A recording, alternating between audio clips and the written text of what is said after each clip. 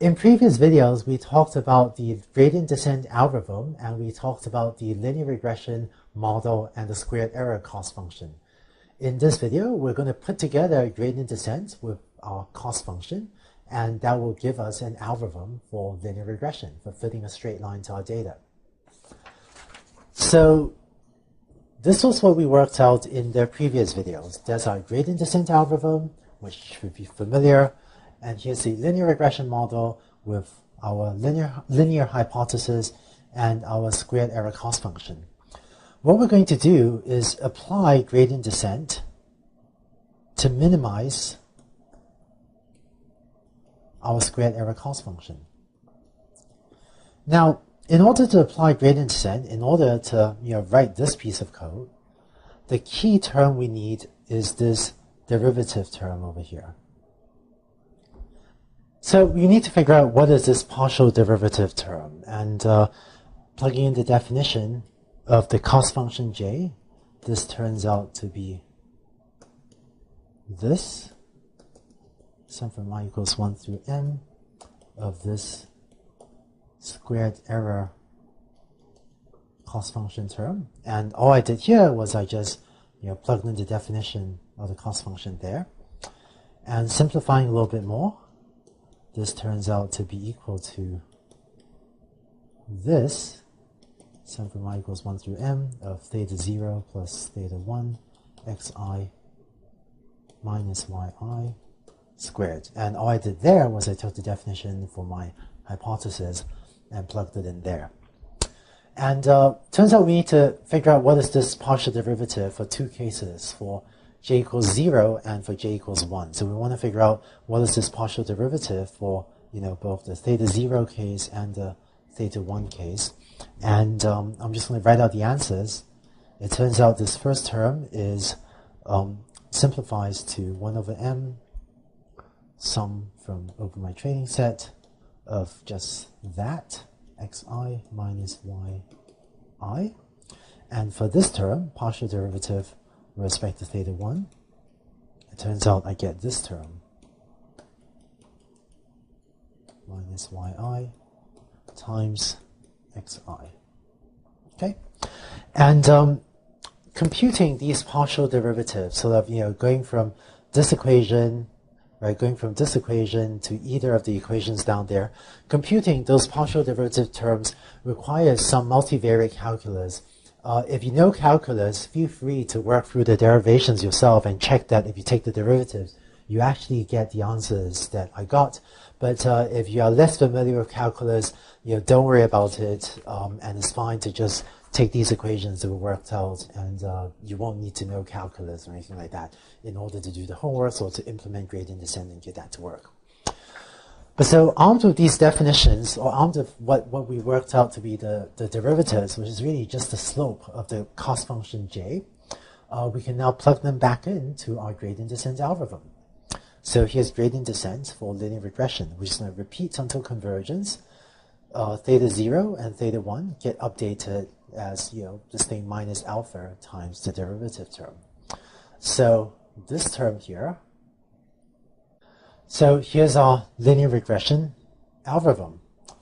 This first term here,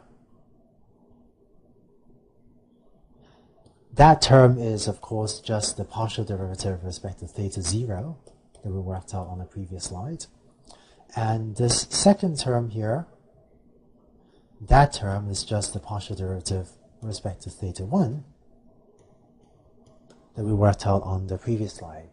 And just as a quick reminder, you must, when implementing gradient descent, there's actually this detail that you should be implementing it so the update theta 0 and theta 1 simultaneously. So let's see how gradient descent works.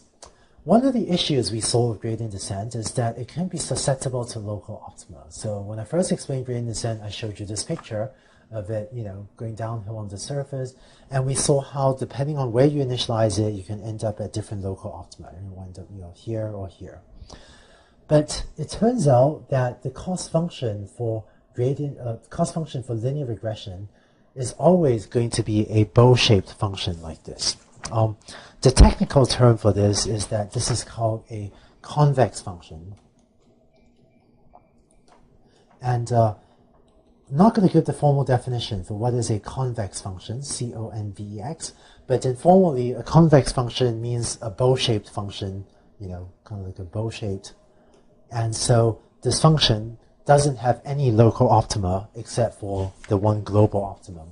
And thus gradient descent on this type of cost function, which you get whenever you're using linear regression, it will always converge to the global optimum because there are no other local optima other than the global optimum. So now let's see this algorithm in action. As usual, here are plots of the hypothesis function and of my cost function j. And so let's say I've initialized my parameters at this value.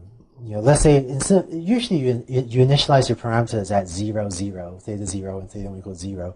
But for illustration, in this particular implementation of gradient descent, I've initialized, you know, theta 0 at about 900 and theta 1 at about minus 0.1.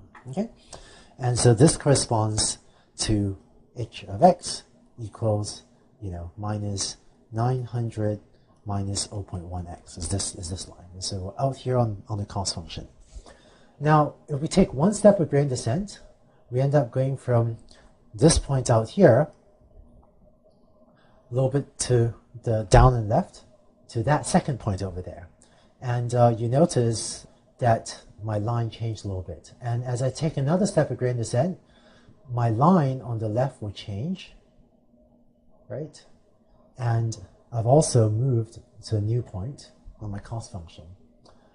And as I take further steps of gradient descent, I'm going down in cost, right? So my parameters is sort of following this trajectory. And if you look on the left, this corresponds to hypotheses that, you know, seem to be getting to be better and better fits to the data until eventually I've now wound up at the global minimum, and this global minimum corresponds to this hypothesis, which gives me a good fit to the data. And so that's gradient descent, and we've just run it and gotten a good fit to my data set of housing prices, and you can now use it to predict, you know, if your friend has a house that costs of size 1250 square feet, you can now read off the value and tell them that, I don't know, maybe they can get $250,000 for their house.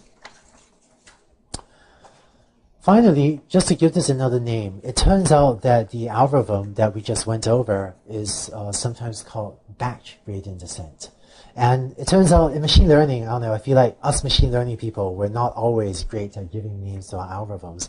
But the term batch gradient descent means that refers to the fact that in every step of gradient descent, we're looking at all of the training examples. So in gradient descent, you know, when computing derivatives, we're computing these sums, right? This sum of. So in every step of gradient descent, we end up computing something like this that sums over all m training examples. And so the term batch gradient descent refers to the fact that we're looking at the entire batch of training examples. And again, this is really maybe not a great name, but this is what machine learning people call it. And it turns out that there are sometimes other versions of gradient descent that are not batch versions, but that instead do not look at the entire training set, but look at small subsets of the training set at a time. And we'll talk about those versions later in this course as well. But for now, using the algorithm you just learned about, or using batch gradient descent, you now know how to implement gradient descent for linear regression. So that's linear regression with gradient descent. If you've seen advanced linear algebra before, so some of you may have taken a class in advanced linear algebra, you might know that there exists a solution for numerically solving for the minimum of the cost function j without needing to use an iterative algorithm like gradient descent. Later in this course, we'll talk about that method as well, that just solves for the minimum of the cost function j without needing this multiple steps of gradient descent. That other method is called the normal equations method. But in case you've heard of that method, it turns out that gradient descent will scale better to larger data sets than that normal equation method. And now that we know about gradient descent, we'll be able to use it in lots of different contexts, and we'll use it in lots of different machine learning problems as well. So congrats on learning about your first machine learning algorithm. We'll later have exercises in which we'll ask you to implement gradient descent and hopefully see these algorithms work for yourselves. But before that, I first want to tell you in the next set of videos, I first want to tell you about a generalization of the gradient descent algorithm that will make it much more powerful. And I guess I'll tell you about that in the next video.